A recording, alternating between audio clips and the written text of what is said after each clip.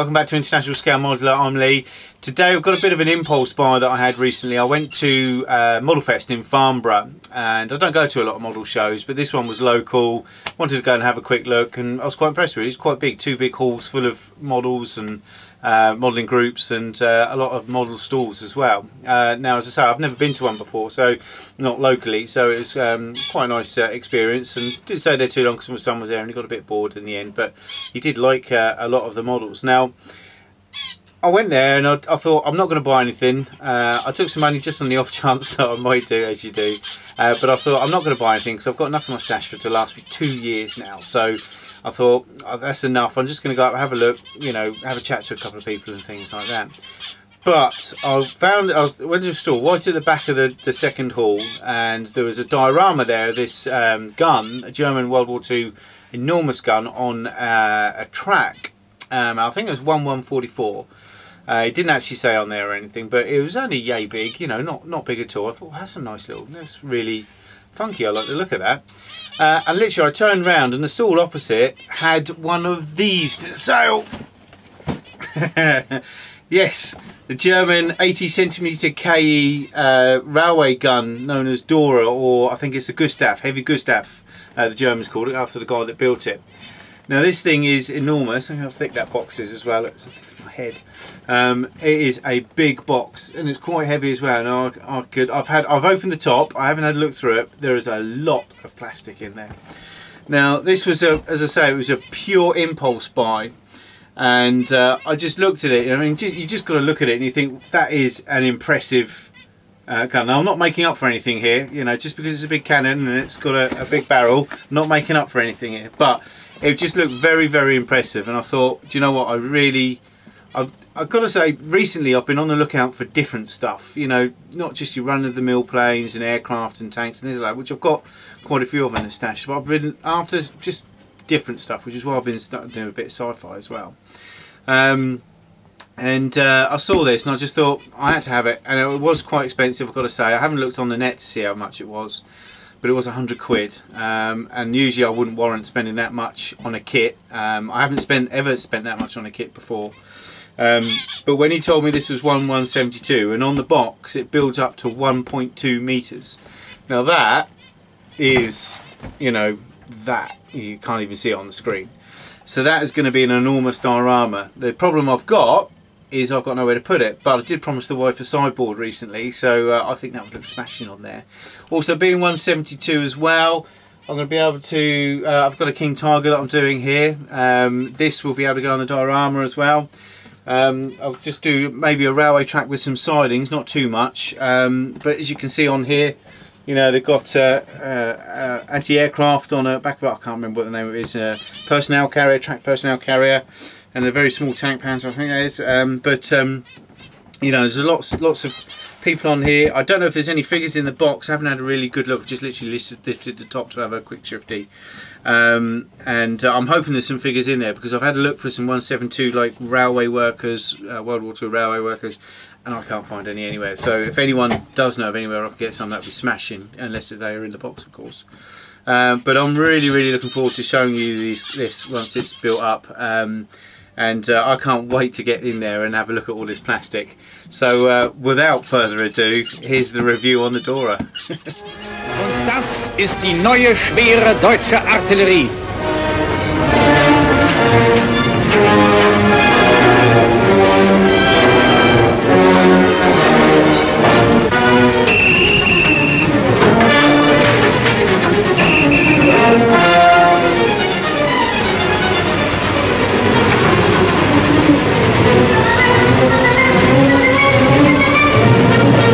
Aufzüge und Schienenanlagen befördern die gewaltigen Geschosse zum Rohr.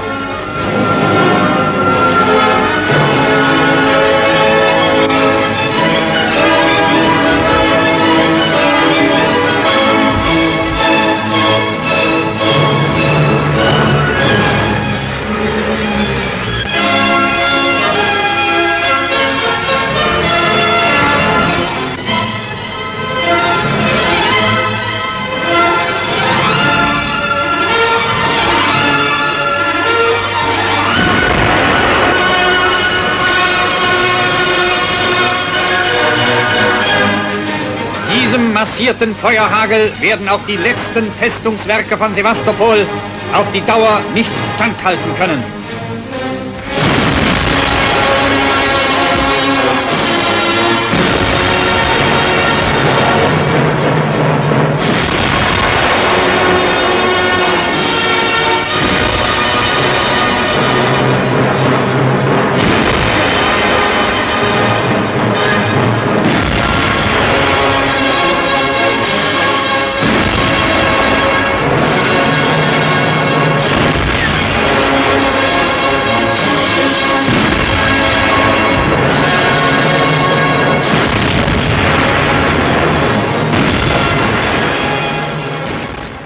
Well, here it is, the beast, the absolute beast, the largest gun ever built.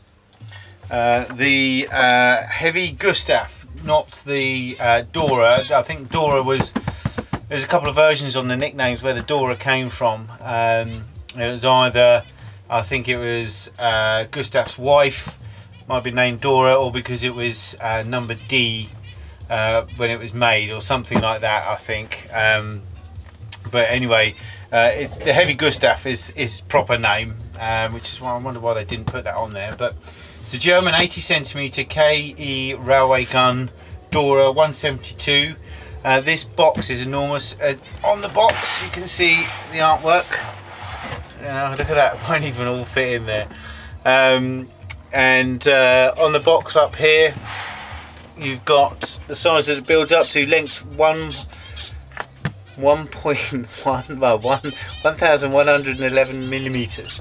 That is kind of, yeah, it's over a meter. It's enormous, and it's 20 centimeters wide as well, so it's a fair old size. And as you can see on the box art, it's actually really nice. I mean, this is what grabbed my attention, obviously. Let's see if we can get this whole thing in the picture for you. But this box art is very, very impressive. I mean, just looking at it, I just saw it and I thought, I've got to build it, I've got to have it. On the box, what else is on the box? There's really not a lot of room for this. We've got some photo etch included in there, which is, I think it's the deck plates and everything like that. You've got a sheet of decals just here, I can't show you. But apart from that, there's, what else is there? There's a picture of it, some plan shots built up. Okay, you can see how impressive it's going to be. Now what is going to be good is the fact there's nothing on the back at all, it's just a plain white box. The scope for diorama on this is going to be you know, amazing. I mean, I plan to have the railway track and maybe just have another 10 centimeters of sidings, and maybe put my tiger tank that I'm building at the moment, maybe finish that, put that on there. A staff car, I think that would be nice to get on there, and maybe an anti-aircraft thing, but they've all got to be 172 obviously. Luckily Airfix do a lot of 172 German stuff, so there's no shortage of subjects to put on there. I mean, what I like on this is there's another track here with another train on it as well, and it looks like a you know, so you could really go to town with the diorama on this. You really could, because it'd be such a central theme to it, and there's so much you can do. You could make buildings, you could have barracks near it, you know, whatever. I'm sure you could probably get some pictures of not just where it built, where it's been used. I think it was only used in one ever conflict, which is Sebastopol, I believe in Russia, and it absolutely destroyed that town, fortress town. But you could probably get some shots somewhere. I've seen a couple of photos, but some aerial shots of this, the actual situation it was in.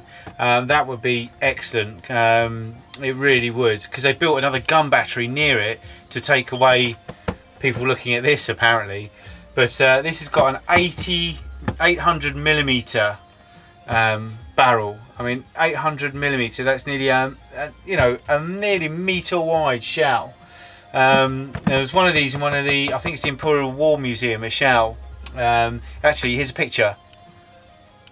Okay, now this is in the Imperial War, next to a T-34 tank, I think it is, and that is just impressive. The size of that you know, the size of it. It really is impressive that the Germans had the audacity to build something that big. The resources, the money it must have taken. From what I can understand, what I've read, it had an actual staff. It needed 250 people just to work the gun itself, which is obviously the largest ever built. 250 people to actually just work it, and there would be a subsidiary staff of at least 1,250 to 1,500 people. So really about 2,000 people would have to go on this just to get this gun to work, because you'd have to have the support staff, the repairers, the service people to lay the tracks, because apparently it used to be taken down, put back together in situ, and the tracks were laid where they'd want to construct it. So you have to have all these railway builders, you know, everything, you know, 2,000 people just to get this gun operational in a situation, you know. Really, really impressive. The logistics of it was amazing, and it was originally built to destroy the Maginot Line. But when Germany took that really easily, there really wasn't a need for it, and one conflict and another, and it was never really used apart from Sebastopol. It was the only one. It utterly destroyed this town with I think it was about 100 shots, and it reduced this town and all the forts, and they had batteries 30 meters under the seabed which were supposed to be impregnable, and this battered them and blew them up, you know. I mean, this is an impressive bit of equipment, and as I say, it's just audacious, and it's just, you know, this is how the Germans thought on bigger scales, big scales. And some of their other stuff that you look that they were thinking of building, you sometimes think, well, it's a shame the war came to an end when it did, because you didn't get to realise a lot of the stuff they were thinking. But then you think, well, actually, it was a good thing that it ended when it did, because some of the things that came to fruition would have been in complete world domination. Yeah, so this is an awesome bit of kit. So let's, I think I've rambled on enough about this. I think you can get just how impressed I am with this. But let's have a look inside the box.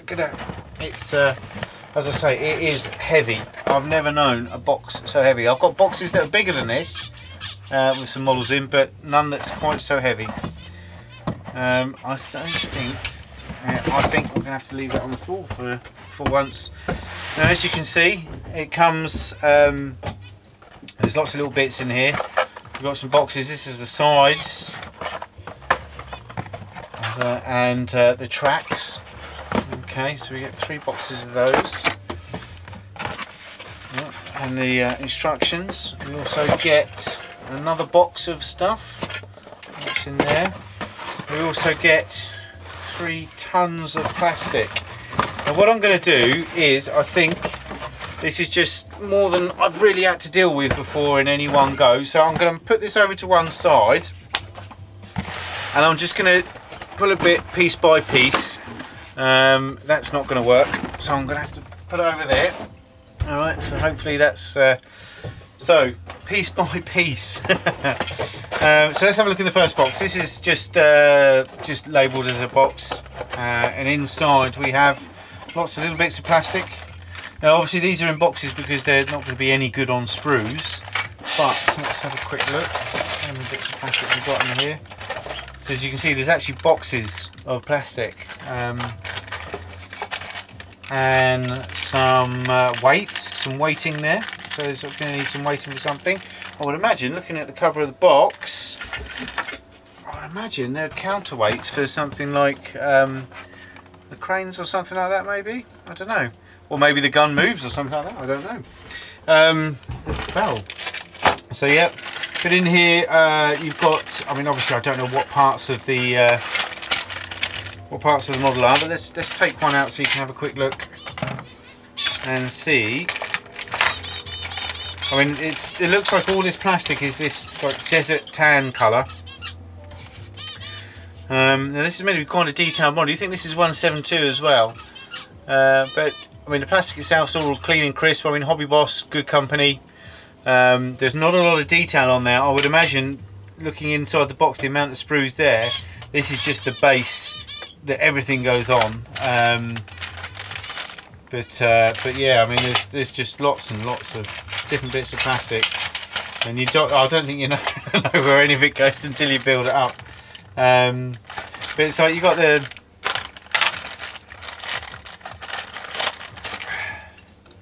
things like these where you got bits of spars and plates that come through, things like that. You know, and it's hard to see. It's a shame I can't put the box up here to show you so you can compare. But I would imagine this is a lot of the internal stuff that makes up. You think this gun, this gun actually straddles. Well, I'll tell you what I'm going to do. Change. I'm going to put that out. So hopefully, if you can see that, there you go. You can see that this straddles 2 tracks. That's how big it was. And if you have, I mean, if you can see on here, you've got all this individual suspension, and then that sits on. You got the pieces here. Okay, these are individual, and then that sits on the plate. Same at the front. And you've got the bit in the centre section as well, and then all that sits on those 2 plates, which are fore and aft. So, but I mean, just look at it. I mean, just so impressed by looking at it. I just want to keep looking at the picture. I'm definitely going to print one of these out, or try and find a really nice picture of this and pop it up on the wall somewhere. I'm really that impressed with it. To be honest with you, I didn't know this one exists. I know the is it the leopard? The leopard existed, or leopold? I think it's the leopard. I knew about that one, but I didn't know. I've never heard of this one, which is, I would imagine most people have, and I'm just a bit thick. So, but there's one single box, and we've got 2 of these boxes. And inside here, obviously, these are the big side plates that you see here. God, they are enormous as well. But look at that. I mean, the only sad thing is that there's only about, if you have a look here, the paint call-outs are in Mr. Hobby, which is good. I've got the whole collection of Mr. Hobby now. They've got some Viejo. They've got all of the colours in Viejo, Model Master, Tamiya, and Humbrol. I'm going to do it all in guns, obviously, Mr. Hobby. It looks like they've got the colours bang on there. Now, the only thing is, there's no variation at all, and because this was new, there's not going to be a lot of weathering on it. There might be some dust on the wheels and the tracks, etc. But really, this was literally packed and unpacked and built in situ every time it was moved. So there might be a couple of scratches here and there, but for all intents and purposes, it hadn't been weathered. It's not been out in the weather whatsoever. The only thing I'd looking at this, you think, well, all that photo etch that's in the box is probably these deck plates here. And I may take a bit of artistic license and maybe do those a slightly different colour, like I don't know, a brownie tan or something like that. I don't know, just to add a bit of depth to it, because you can do some very minimal shading on it, some post shading probably, a little bit of pre shading, but mostly post shading. But apart from that, there's not a lot of variation in the colour, and I don't want it to just be a big chunk of grey. I really want to add some interest to it. So, to give you an idea of the detail on these side plates here, now these are behind a lot of other stuff, and as you can see, nice level of detail there. And I really can't wait to get stuck into this. I don't know when I'm going to do this. I don't know where I'm going to put it when I'm finished with it. That's the thing. You see the size of that? That's just, you know, that's not even, that's probably half the size of the model. Just, wow. Yeah, I don't know. So there's 2 boxes of those. And we've also got another box, the one that was on the top, which has got some fine parts in it. Oh, and some photo etch. A few more. And the decals. Okay, so we'll leave the decals till later. But we got, I would imagine, that's part of one of the platforms here, actually on the gun itself.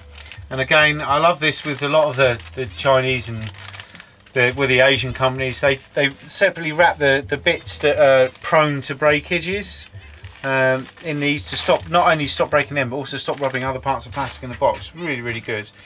The photo etch, it's quite heavy actually. Let's have a quick look at one piece. You say there's 1, 2, 3, 4, 5, 6 photo etch frets. And again, what's nice, I don't know if you can hear that, covered in plastic. Excellent idea, stops it from bending, no kinks, no anything, you can actually cut it in that plastic. So HobbyBoss, brilliant, absolutely excellent, really, really good. But as you can see, definitely the deck plates, I think. Okay, and I think that's a nice touch to do all of the deck plates in photo etch.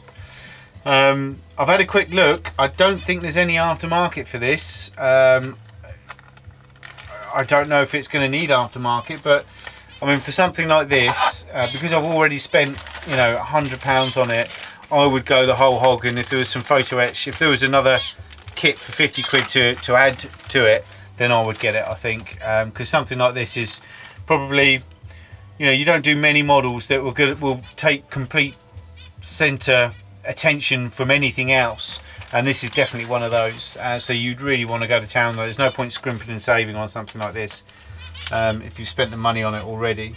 So let's have a look in this sprue. It's very well protected. A lot of this little foam stuff.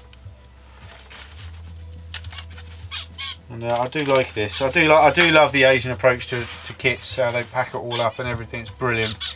But yeah, some very fine. So these are railings. So normally these would be photo etch on nearly most kits, but because of the size of it, it's lovely and round. There's no flash, no burring.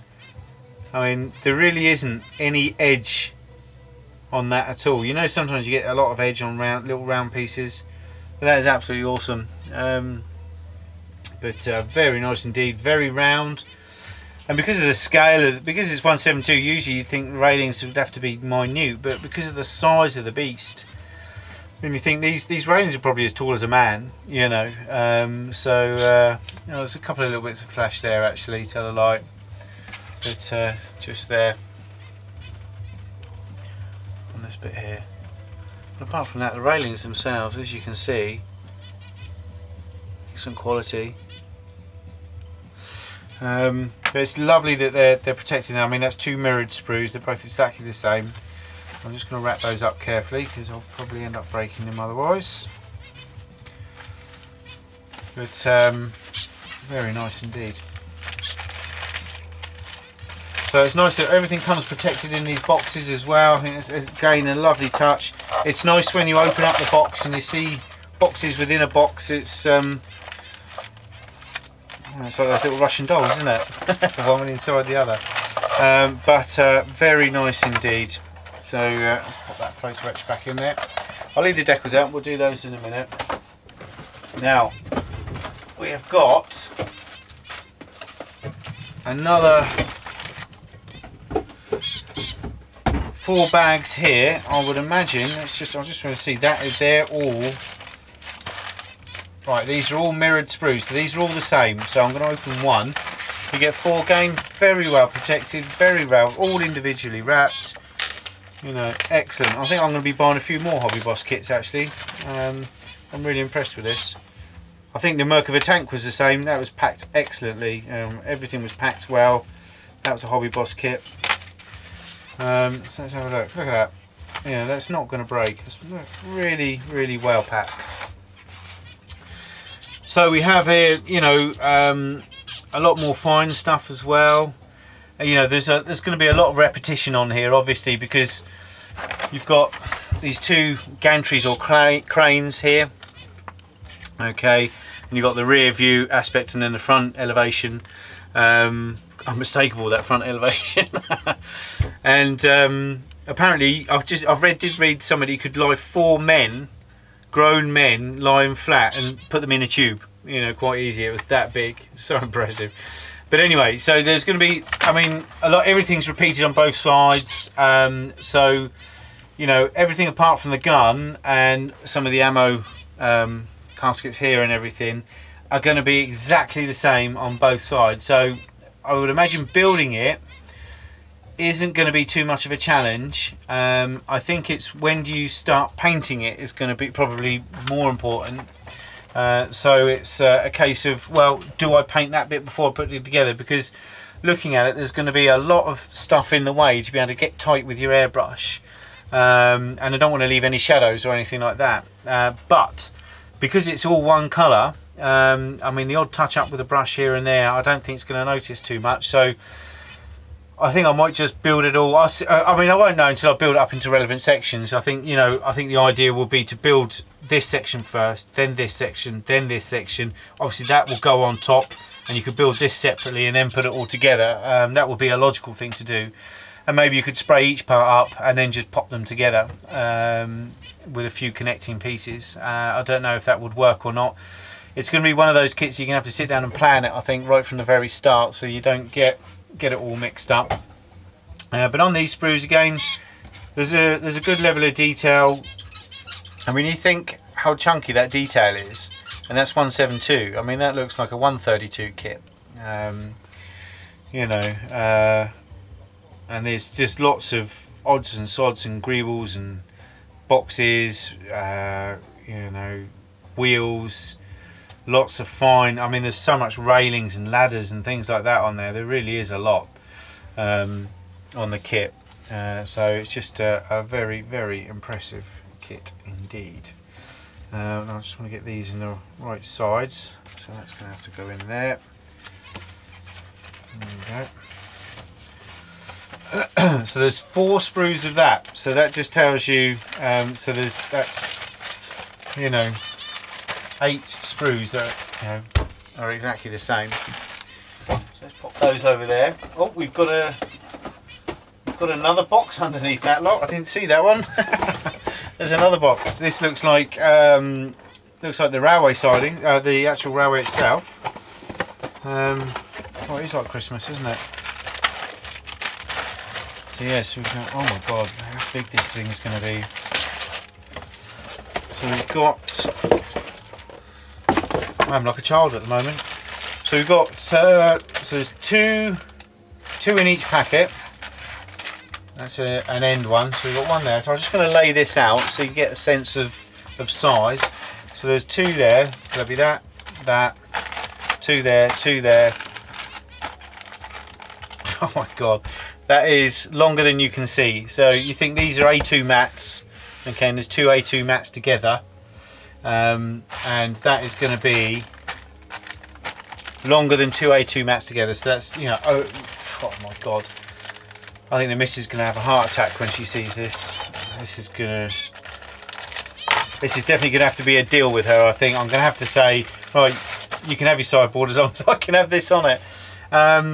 This is nice though. This is obviously the railway and sidings, but it's very, you can see that, very well textured, quite heavy texture as well. So, you know, these things like these rocks and that, a lot of that they would have had to have taken with them, because there might not be a guarantee that they'd have all these rocks and everything to put the railways, the sleepers on and everything.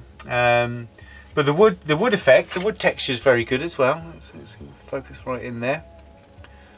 Okay. So that's going to come up nice as well. Again, the wood, you know, looking on there, it kind of goes into the background. I'm going to do this a kind of greyish, because if it was rock and concrete and stuff like that, that's exactly what it would be. But I would have a look at the reference photos. Unfortunately, they're going to be black and white. There won't be any colour ones, to see if I can judge what sort of, you know, texture the sidings were. So you've got 2 end pieces there. So these will be these end pieces here.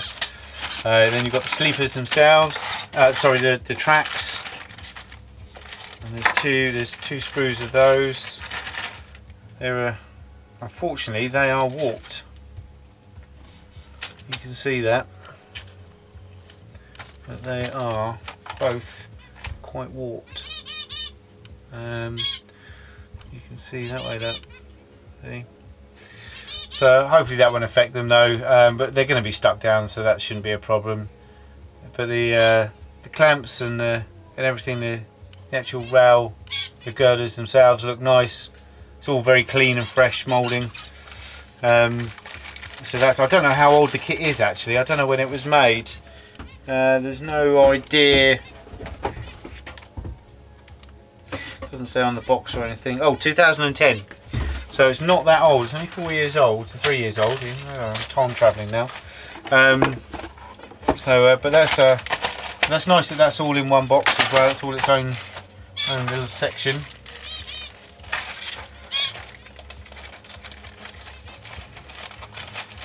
Yeah, there's a lot of that. I mean, that base in itself is quite a bit of work, really. You know, I think that you can weather. I mean, even though it would have been new when they built it, because it's soil and dust and dirt, and I think you can maybe do a bit of weathering on the base. The only thing is I do want to do an extra bit, maybe, oh well, whichever way I point the gun, but maybe another 10 centimeters just coming out on the end so that I can put some vehicles and some people talking about it. I have found a nice photo on the internet where there's some officers standing there looking at it, and then this is in the background, and then you've got the focal point on the officers in the foreground, and it looks really good, and it'd be nice to recreate that actually. But that's not the end of it. There is there's just a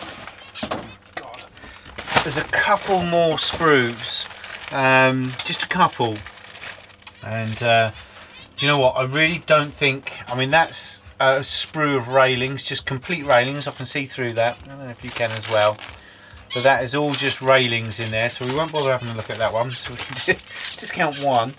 And then we've got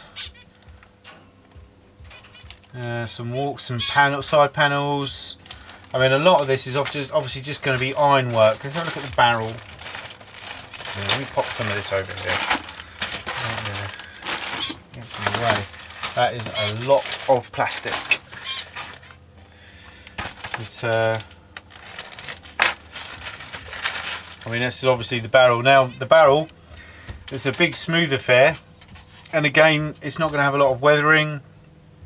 As I say, it was only used in angle once, that's the Sebastopol, but apart from that, it was stored in a warehouse and crates and stuff like that, so it would have been pristine every time they got it out. There'd be some odd chippings in here and there and scrapes, but apart from that, it would have been new. I might take a little bit of artistic license and, as I say, do a bit of shading and things like that on it, just to add some life to it. But I mean, you can see that's just, I'll say that's the front section, so that's just that section there, is that, and that's a good, I mean, that's 25 centimeters, just that front. So the whole, looking at that, if we go like that on scale, the actual barrel itself is half a meter long, 50 centimeters, half a meter long. So it's going to be that long, the barrel on its own. That's just phenomenal. It really is. And that's 1/72 scale. Can you imagine standing next to this thing when it went off? When it fired one of those 800 millimeter shells. I mean, really, 800 millimeters. I think after building this, I'm going to go to the Imperial War Museum just to go and have a look at that shell. You know, I really want to now, so I'm going to do that. But here's a bag of other odds and sods. But I mean, on here, I mean, you've got other parts. It could be part of the barrel, I would imagine. I would imagine part of the breech. But it's just plastic, a sea of plastic. It really is. And as to be honest with you, I'm one of these builders that I prefer the building of a kit more so than the painting and weathering. I really do. The building part of it I find really therapeutic, and that's the bit I really enjoy doing. And looking at this, I think I'm going to really enjoy it, because there's a lot of building. A lot. Oh, we've got some shells in here. Let's have a look at those.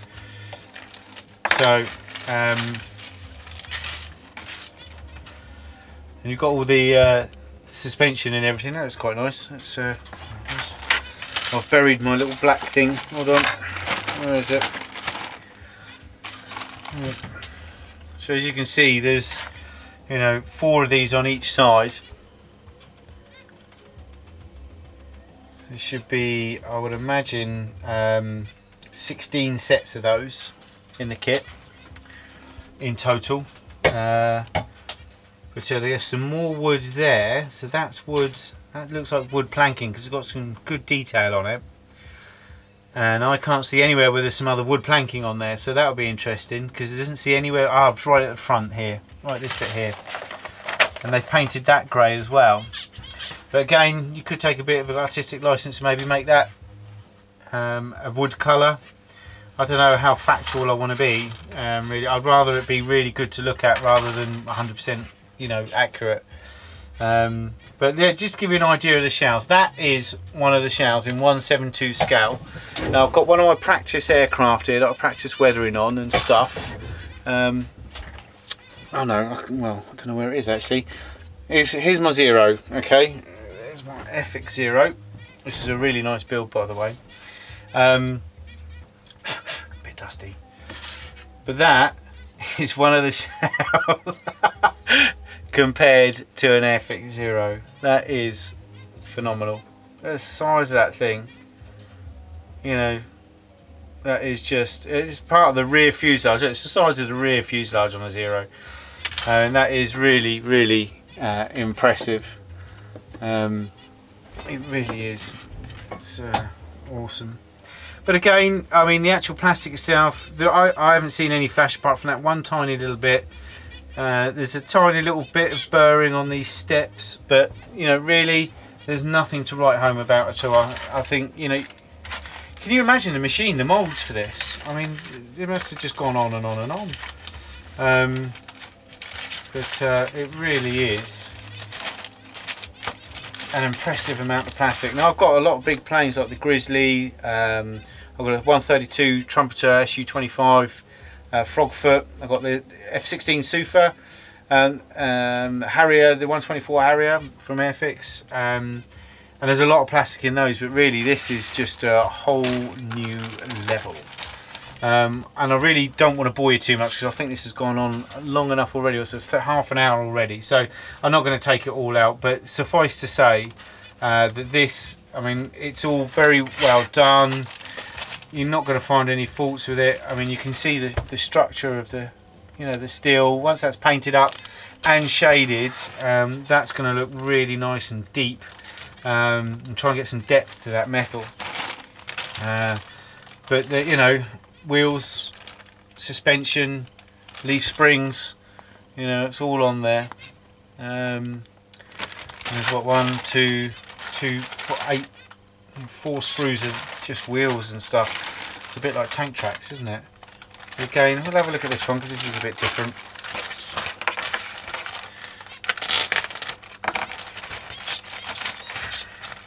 I think that needs a new blade now as well. But again, inside there they've got more railings, more very fine work. On here you've got like some sort of tank, some maybe oxygen tank or something like that, or whatever, I don't know, they probably didn't have back then actually. But lots of little stuff, and you know, parts of steel that you're just not going to know what most of this is until you build it. It really is, because it's just so different from anything else that built. I mean, I've never built a train, to be honest with you. I think this is probably more artillery than train. There's some more shells in that one. There's another sprue with the shells and the suspension in and things like that. Another thing of wheels as well, and another one. Christ, look at that. That's just wheels and leaf springs. Wheels and leaf springs. 2, 4, 6, 8.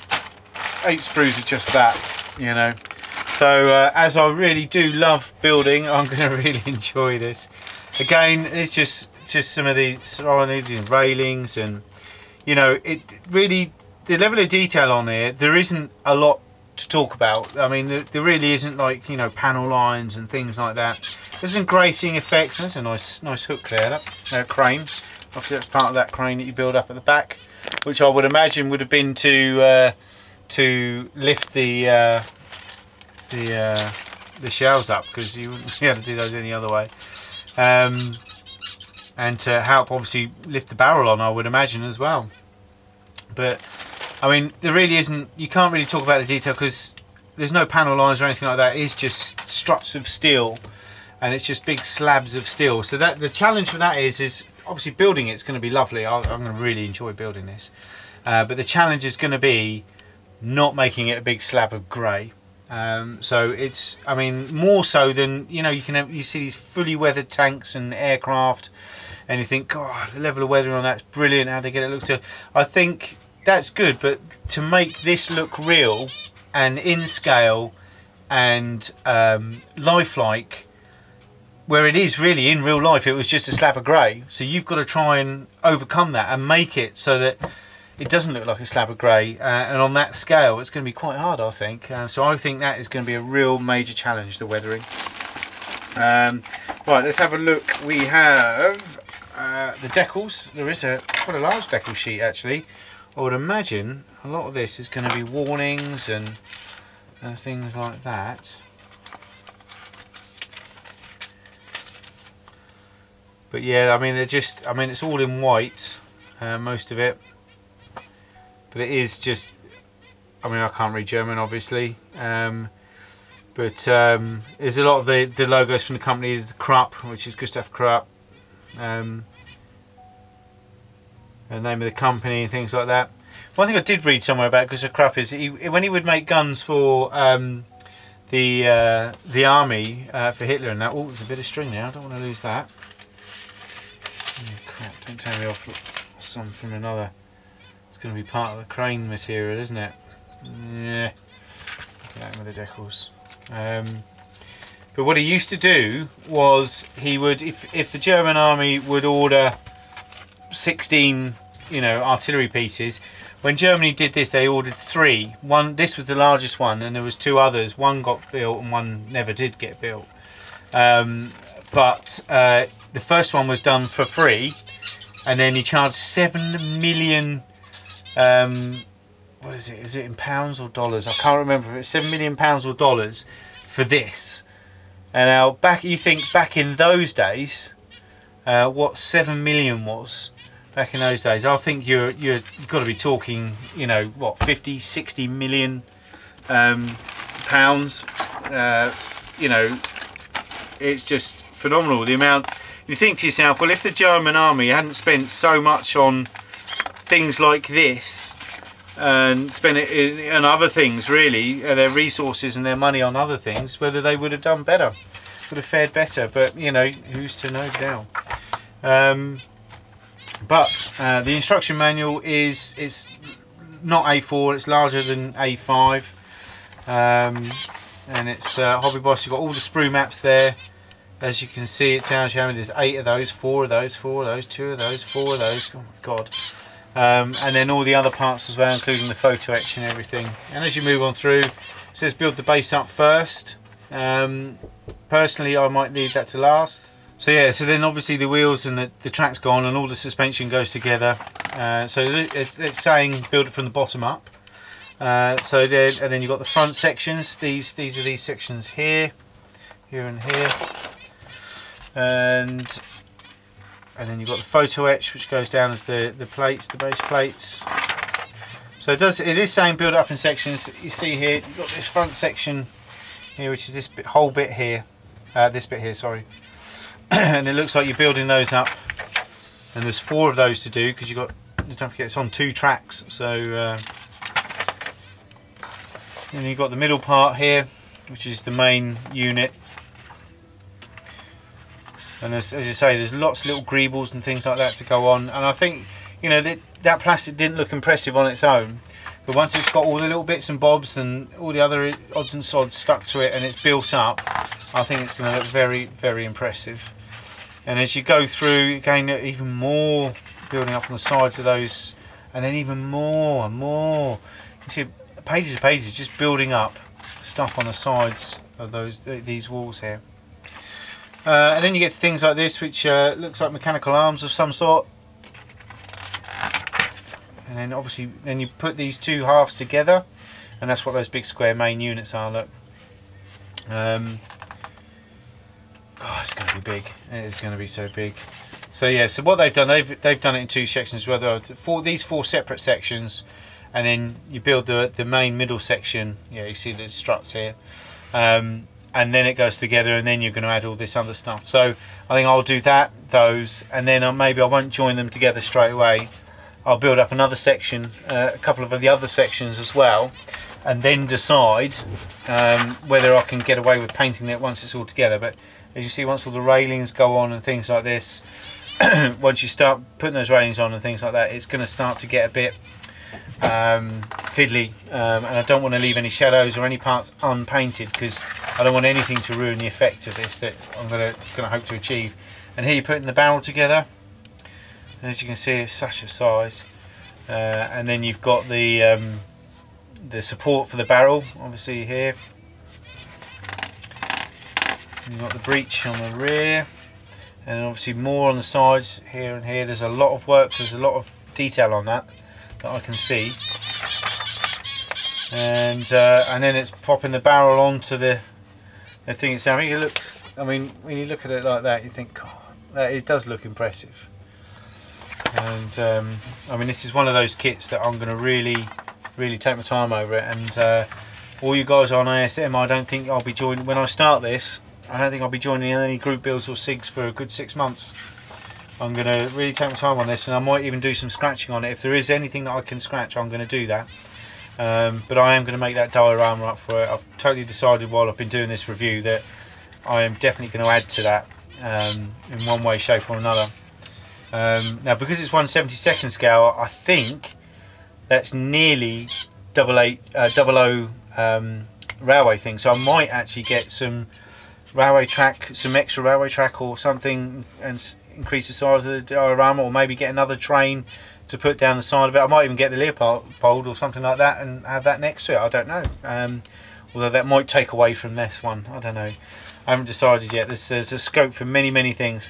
Oh no, 00's 176, isn't it? Not 172, but they're close enough. But yeah, as you can see, it builds up, and then you've got the ammunition trolleys on here.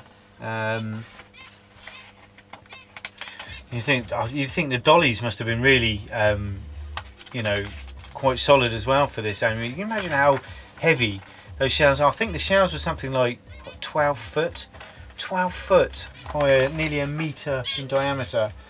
Unbelievable. And then you've got all this rear, the cranes on the rear go on right near to the very end. And yeah, so there's the turbines for the cranes. But as you can see, it really starts to build up the detail on that. But then you get to the end, the last sections, and you can see how it's really starting to take shape here. And you know, you can see the detail in it. You know, you can really see the detail starts to explode on there. And there you go, that's the finished drawing, you know, without any paint or anything. So I think I'm going to have to paint it in sections looking at that, because that's going to be very hard. So that's the instructions manual. So that is the German 80cm KE railway gun, also known as Dora, but its real name is the Heavy Gustav, from HobbyBoss in 1/72. And I've got to say, I think that is probably the best kit I have at the moment, and I'm so looking forward to building that. So until next time, thank you very much, take care, speak to you soon, bye bye.